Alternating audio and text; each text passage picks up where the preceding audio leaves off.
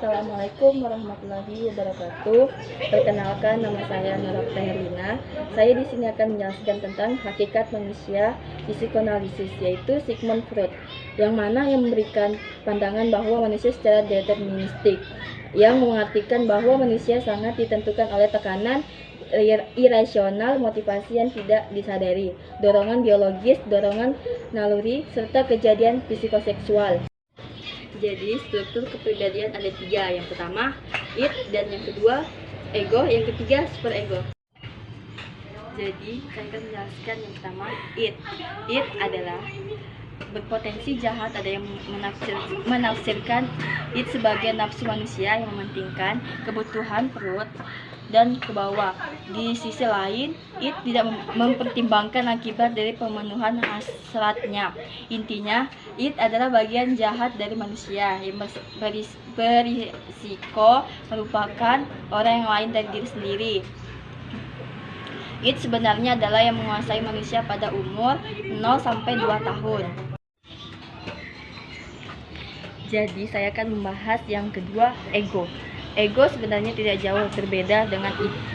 Ego juga ditafsirkan sebagai nafsu untuk memenuhi nafsu. Hanya saja telah ada kontrol dari manusia itu sendiri. Tepatnya, ego adalah pengontrol id. Contohnya itu, dari ego adalah peraturan. Semua rule yang dibuat adalah untuk mencegah manusia menjadi liar dan tak terkontrol. Freud menyatakan bahwa ego banyak mendominasi manusia pada umur 2-3 tahun.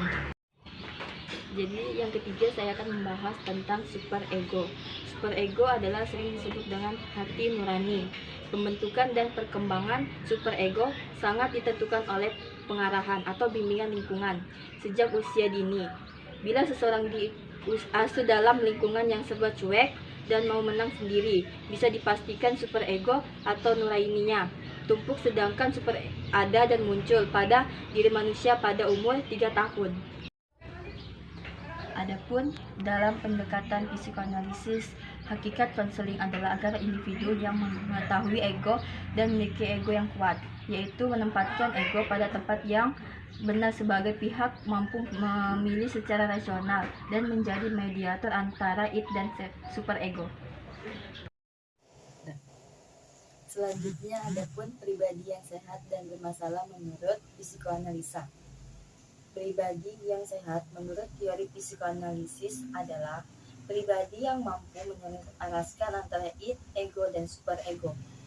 Sehingga dalam pribadi secara utuh, manusia tidak mengalami masalah-masalah yang berhubungan dengan kecemasan. Ego bertindak secara rasional dan bukannya secara irasional. Seseorang dikatakan sebagai pribadi yang bermasalah apabila dalam dirinya terjadi ketidaksinambungan antara id, ego, dan superego. Terjadi kecemasan akan masa lalu dan ketakutan akan masa datang. Memiliki pertahanan diri yang tidak baik sehingga secara sadar maupun tidak sadar mempengaruhi perilaku atau tindakan secara nyata. Itulah pemaparan dari materi teori tentang psikoanalisa. Sekian, terima kasih. Wassalamualaikum warahmatullahi wabarakatuh.